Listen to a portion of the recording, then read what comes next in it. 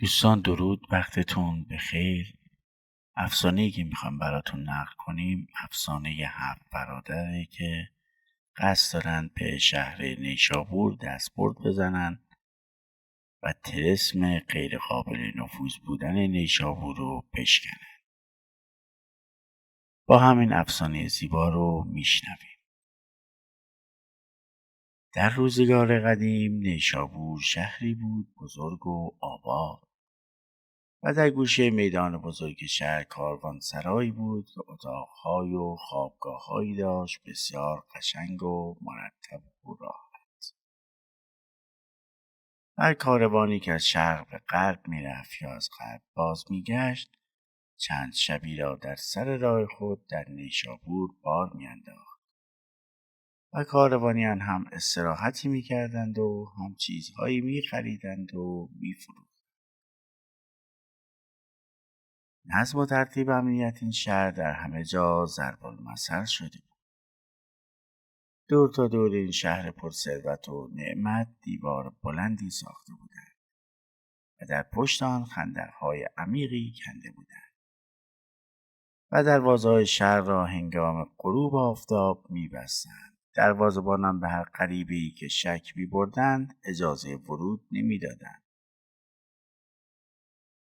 داروغه و گزمه‌هایش از صبح تا شب در شهر گشت می‌زدند و مراقب بودند. با این حساب هیچ دزد و راهزنی نمی‌توانست لاف بزند و ادعا کند که 1 دینار از اموال مردم را دزدیده یا به غارت برده.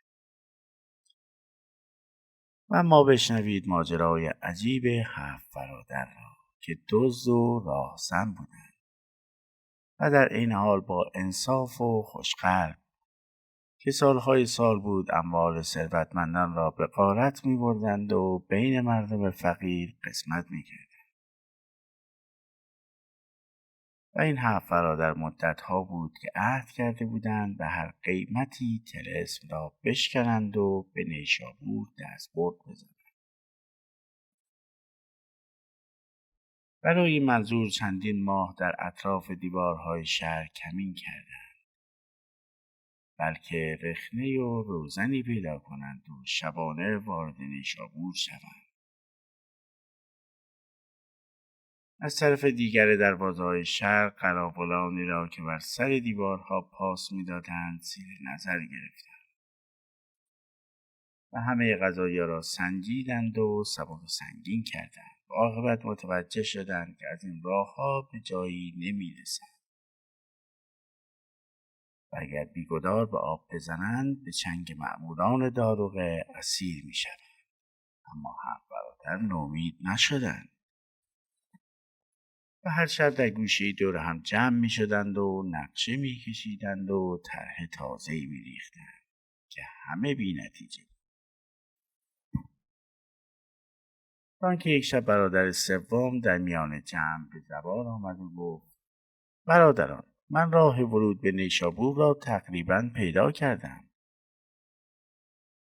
برادران اصرار داشتند که هرچه زودتر طرح و نقشه او را بشنوند و او به تفصیل شرح داد که از چندین نفر از خبرگان و راهزنان حرفه‌ای و سالدیده شنیدم که فقط 1 نفر راه پنهانی ورود به نیشابور را می‌داند و افسوس که حاضر نیست این راز را به کسی بگوید.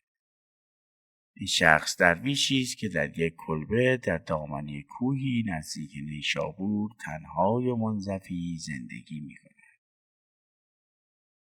اینطور که میگویند این مرد که به نام درویش مهربان معروف است در جوانی دزد و راهزن بوده و در این کار بالا دست نداشته. هیچ کس حریف او نمی شده. درویش مهربان وقتی به سن 40 سالگی می رسد از کارش پشیمان می شود و توبه می کند. و حالا در حدود 30-40 سال است که گوشه‌گیر شده. اما در کلبش به روی همه باز است و هر کس گرفتاری یا مشکلی دارد نزد او می رود. درویش مهربان اگر بتواند گره از کار او باز می کند و به همه گمراهان راه درست را نشان می دهد.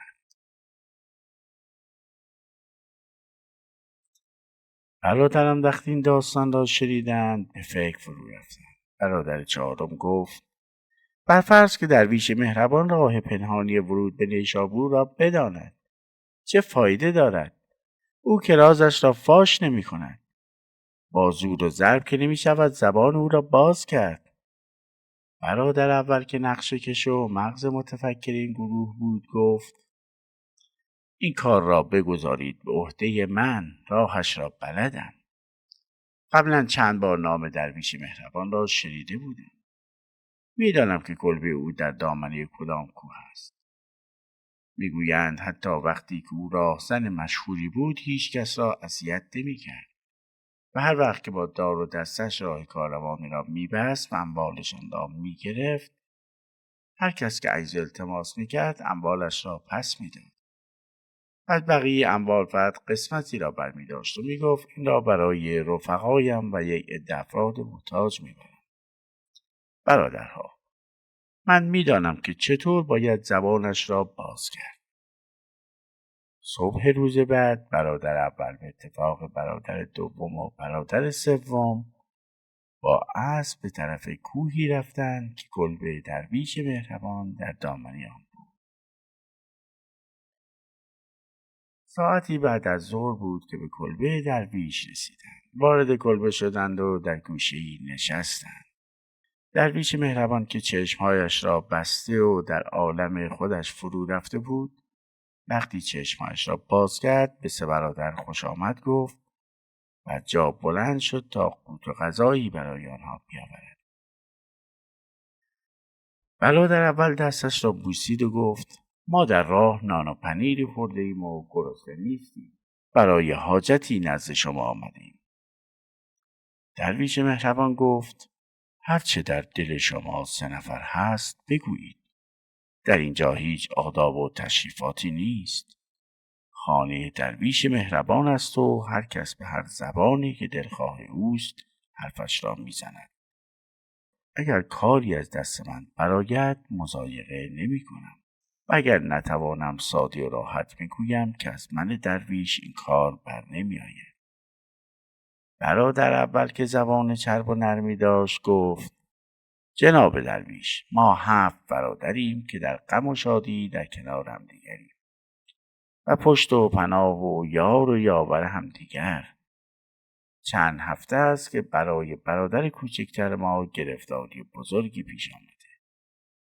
بیگناه در زندان نیشابور افتادی و قاضی شهر همین دیروز حکم اعدامش را صادر کرده و قرار است پس فردا صبح برادر کوچکتر و معصوم ما را دار بزنند و بعد از مرگ او ما 6 نفر تا زنده ایم عزادار می شویم و جمع ما داغدار می شود و دست و دل ما دنبال هیچ کاری نمی رود.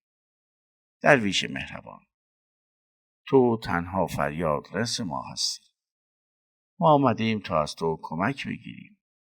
3 برادر دیگر ما در چند فرسنگی اینجا منتظرند که ما خبر خوبی برای آنها ببریم. درویش مهربان سرش را بلند کرد و در چشمهای برادر اول خیره شد و پرسید جان من، نمیگویم که ناروا میگویی، اما میخواهم بدانم چرا قاضی شهر حکم به اعدامش داده؟ مگر نمیگویی که بیگناه است و کار بدی نکرده؟ برادر اول سرش را زیر انداخت و با صدای غم‌آلود و لرزان گفت درویش مهربان، برادر کوچکتر ما آدم بی‌نهایت دلسوز و دلرحمی است. هر وقت چشمش به آدم فقیر و بدبختی میافتد بی اختیار اشکش جاری می شود و هر چه دارد به او می بخشد.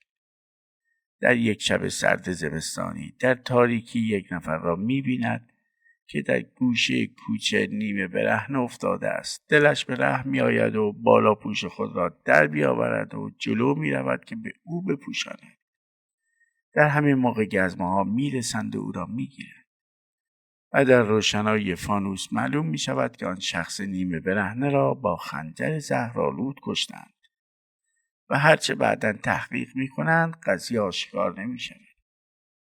بدبختانه برادر کوچکتر ما هرچه میگوید و قسم میخورد که رهگذری بوده و از قضایا خبر نداشته و قصد کمک با آن شخص دیو برهنه را داشته، کسی باور نمی کند و قاضی پس از چند هفته تحقیق، چون گناهکار واقعی را پیدا نمی کند، حکم می کند که برادر کوچکتر ما را دار بزند.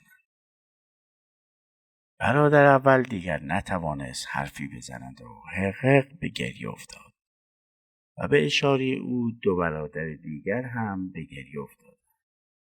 درویش مهربان دلش برای آنها سوخت و گفت: عزیزانم، گریه نکنید. بگویید که چه کاری از من برمیآید. برفرض که بروم و به قاضی بگویم که برادر کوچک شما بیگناه است. کسی به حرف من درویش یک تا قبا گوش نمیدهد. برادر بزرگتر گفت: ما هم از شما توقع این کار را نداریم، ولی اگر به ما راهی نشان بدهید که پنهانی و شبانه وارد نشابور بشویم، ما 6 برادر خودمان را به آب و آتش میزنیم و برادر کوچک را به هر قیمتی که باشد از زندان بیرون میآوریم. درویش مهربان چند دقیقی در فکر فرو رفت و نگاهی به آن 3 برادر انداخت و گفت: من اطراف نیشابور را مثل کف دستم میشناسم. در ایام جوانی که راهزن بودم 1 ساعت قرار آرام نداشتم و مثل برق و باد از این گردنه و آن گردنه میرفتم. جایی نبود که ندیدی و نشناخته باشم.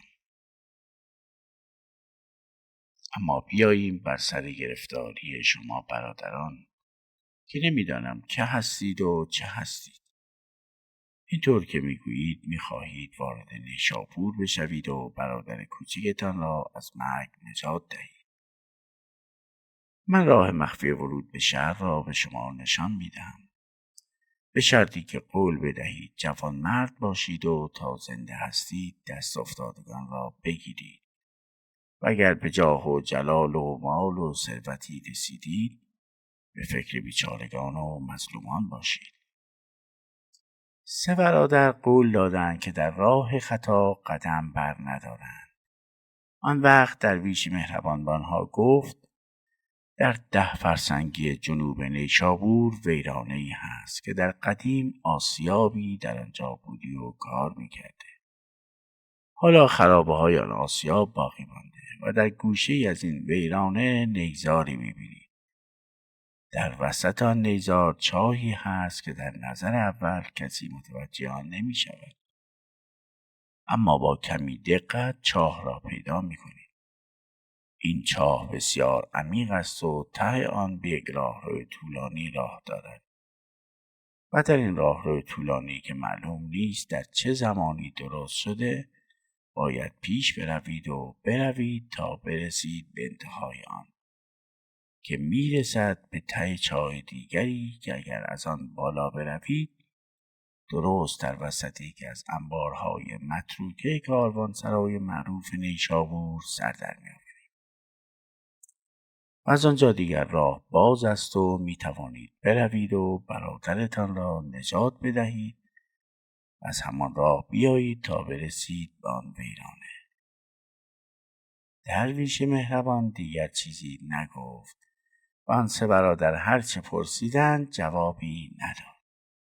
اما 3 برادر که به مقصود رسیده بودند از جا بلند شدند و دست درویش مهربان را بوسیدند و از کلبه او بیرون آمدند. سوار اسب‌هایشان شدند و به تاخت رفتند تا در تاریکی شب رسیدند به جایی که 4 برادر دیگر در انتظارشان بودند. صبح روز بعد 7 برادر سوار شدند بر 7 اسب و رفتند تا رسیدند به ویرانه‌ای که درویش مهربان نشان داده بود. در گوشه آن ویرانه نیزار کوچک را دیدند و بعد از مدتی کند و کاو دهانی چاه را که در زیر سنگ بزرگی مخفی شده بود پیدا کردند. سنگ را دهانی چاه برداشتند.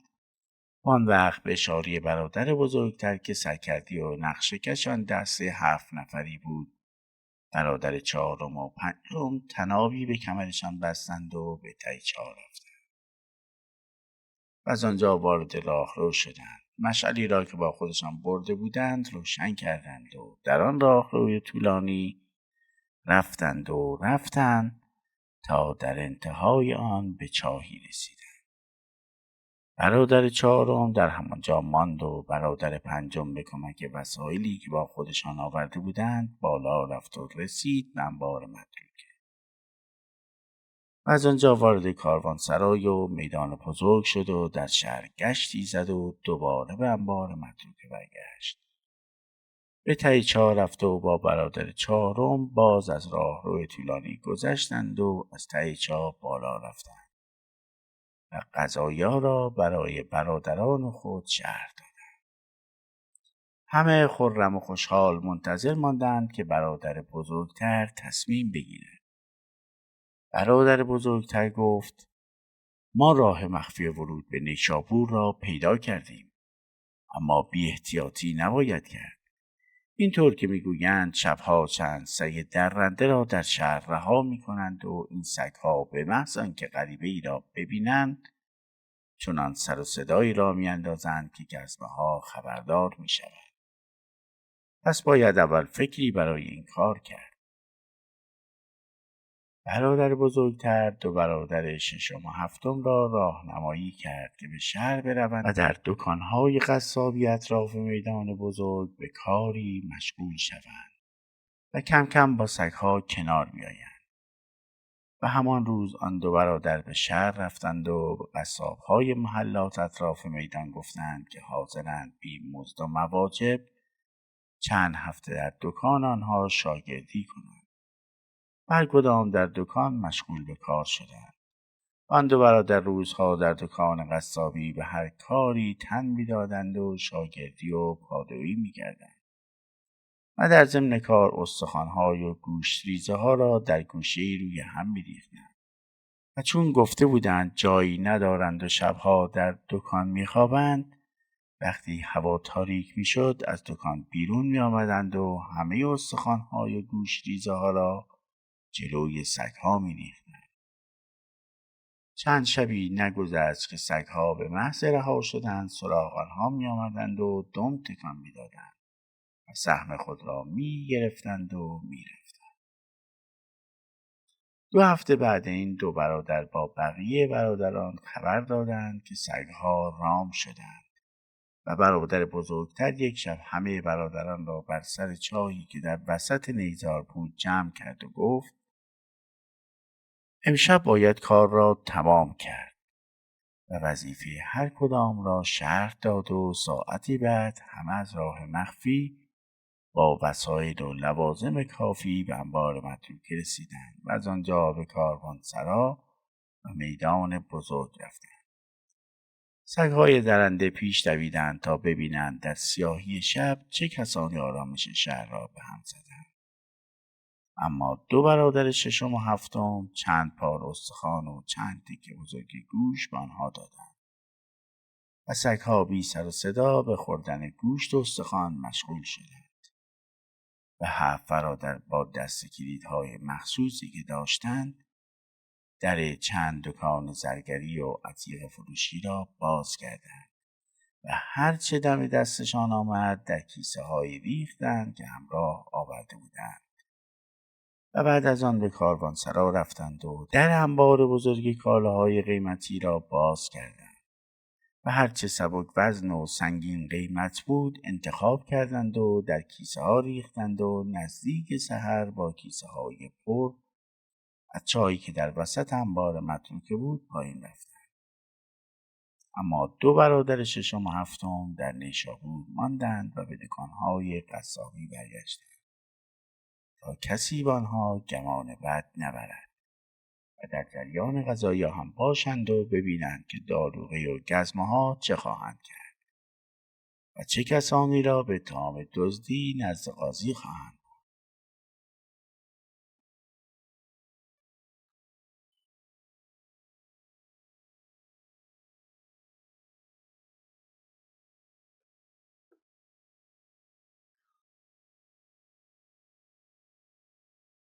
و اما وقتی هوا روشن شد و کم کم عده‌ای به بازار آمدند، ناگهان از هر طرف سر و صدا بلند شد و صدای آی دزد آی دزد در فضا پیچید.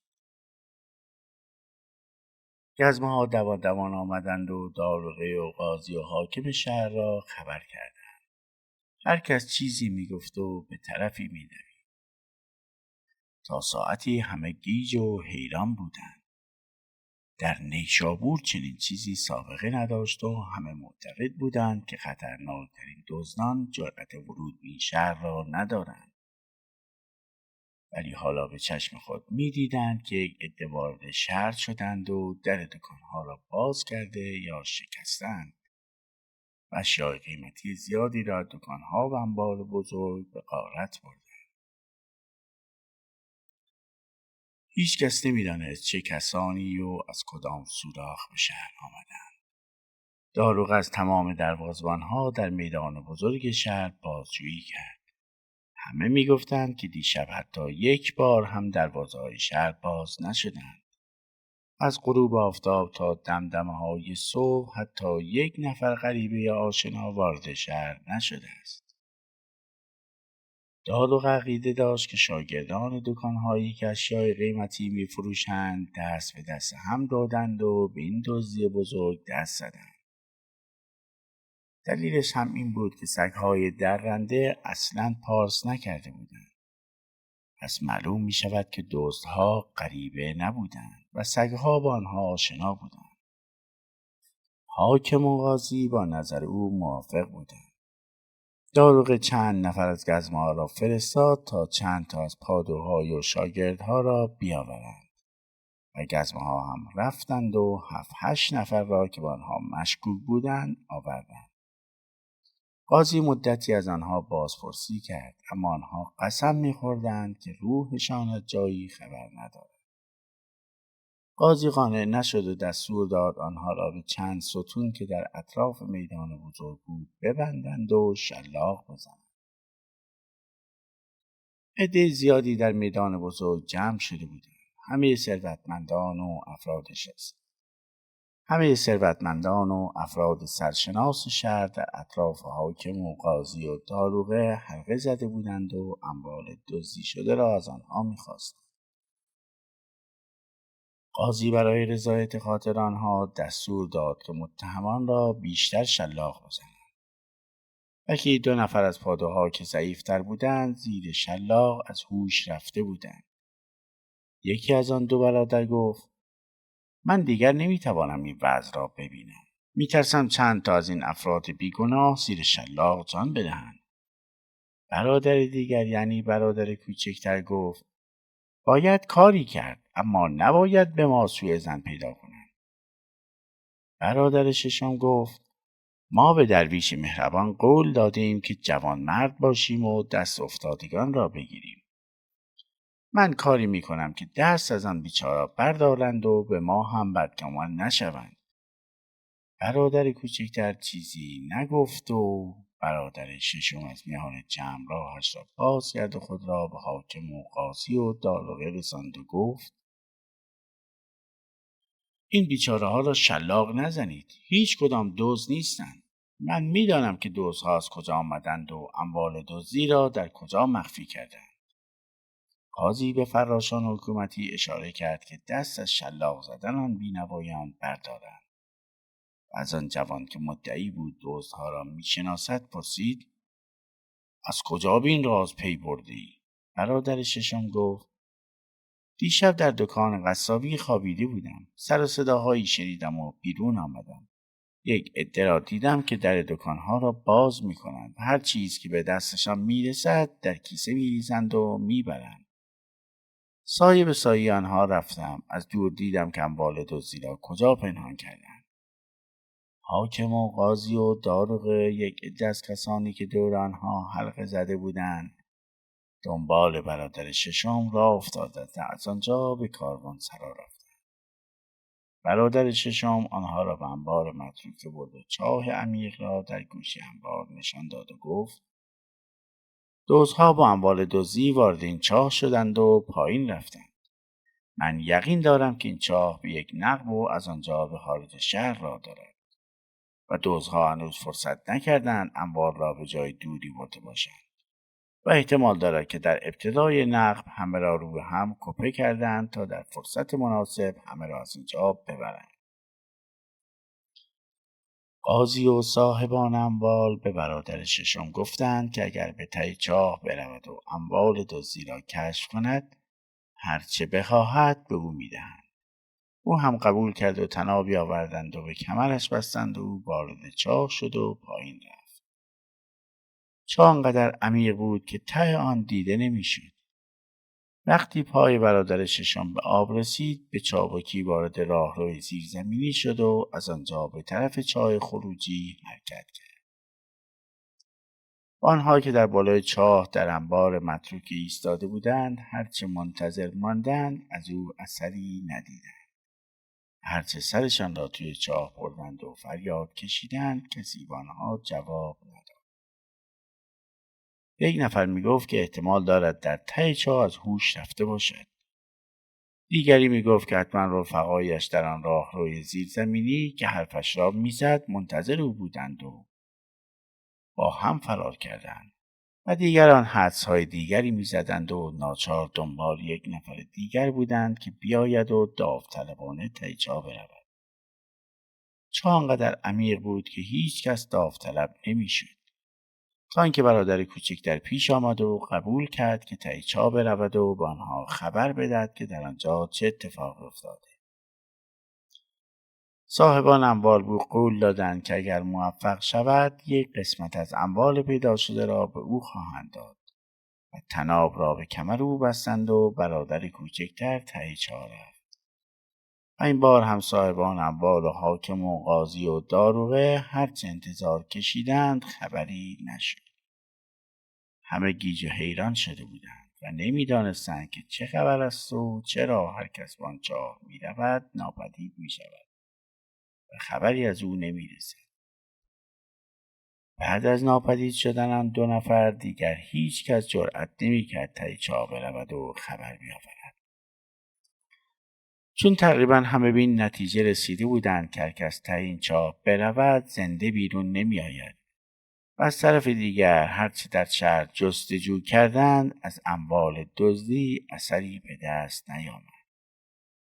با این وضع صاحبان اموال مبلغ جایزه را بالا بردند و دو جوان ورزیده و چالاک طناب به کمر خود بستند و ته چاه رفتند و در آنجا از راه ورودی به راهروی زیرزمینی راه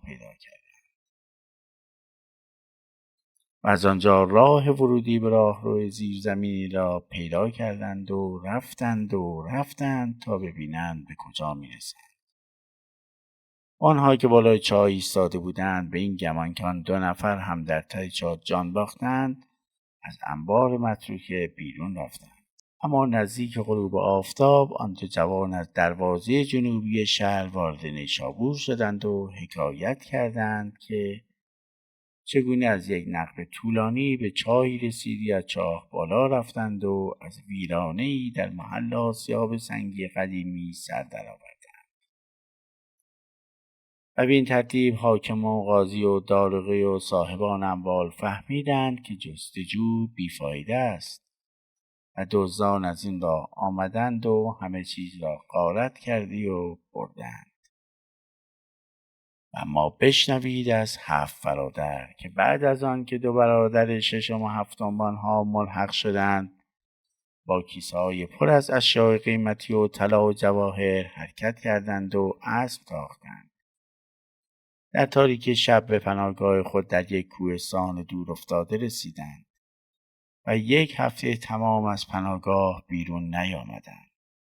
روز هفتم برادر بزرگتر که سرکردی و مغز متفکر گروه بود گفت: برادرها، ما طلسم را شکستیم و ثابت کردیم که حتی در نیشابور هم با آن همه برج و بارو می شود رخنه کرد. اما حالا که 7 روز از آن شب عجیب می گذرد حس می کنیم که خوشحال و راضی نیستیم. مثل اینکه یک جای کار عیب دارد. برادر دوم گفت من در این چند روزه با همه برادرها حرف زدم. همه‌شان میگویند که ما درویش مهربان را فریب دادیم و این موجود عزیز و دوست داشتنی را گمراه کردیم. وانگهی همه میگویند که ما به او قول دادیم که وقتی به مال و ثروتی رسیدیم افتادگان را فراموش نکنیم. برادر بزرگتر گفت حق با شماست. من هم در فکر درویش مهربان هستم. باید کیسه‌های پر از اموال دزدی را برداریم و نزد درویش مهربان برویم و همه چیز را بگوییم. هرچه او بگوید قبول میکنیم. برادرها رضایت دادند و همه با هم حرکت کردند. آن روز نزدیک غروب به کلبه محقر درویش مهربان رسیدند. در کلبه باز بود و درویش در گوشه‌ای نشسته و در دنیای افکار و تخیلات خود فرو رفته بود. برادران روبروی او نشستند و برادر بزرگتر داستان را از اول تا آخر حکایت کرد. درویش مهربان سری تکان داد و گفت دوستان، زودتر از این منتظر شما بودم. روزی که 3 نفر از شما نزد من آمدید آن دروغ‌ها را به هم بافتید و تحویل من دادید، می‌دانستم که حقیقت را نمی‌گویید.